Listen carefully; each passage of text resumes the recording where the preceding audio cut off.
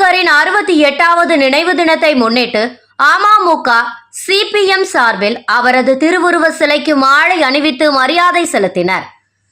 Trichy Aristo ரவுண்டானா பகுதியில் உள்ள doctor அம்பேத்கரின் 68வது நினைவு தினத்தை முன்னிட்டு அவரது முழு உருவ சிலைக்கு இன்று காலை திருச்சி மாநகர் மாவட்ட அமமுக சார்பில் மாநகர செயலாளர் செந்தில்நாதன் தலைமையில் அமமுகவினர் மாலை அணிவித்து மரியாதை செலுத்தினர்.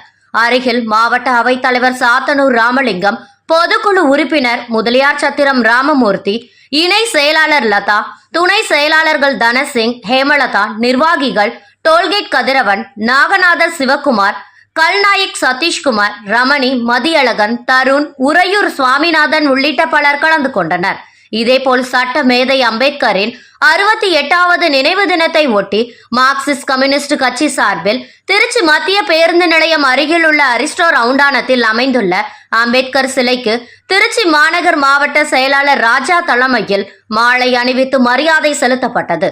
இந்நிகழ்வில் மாவட்ட செயற்குழு உறுப்பினர்கள் வெற்றி செல்வன், கார்த்திகேயன், ரெங்கராஜன், லெனின், மணிமாறன், மாவட்ட குழு உறுப்பினர்கள், பகுதி செயலாளர்கள், கட்சி உறுப்பினர்கள் மற்றும் வெகுஜன அமைப்பினர் ஏராளமானோர் கலந்து கொண்டனர்.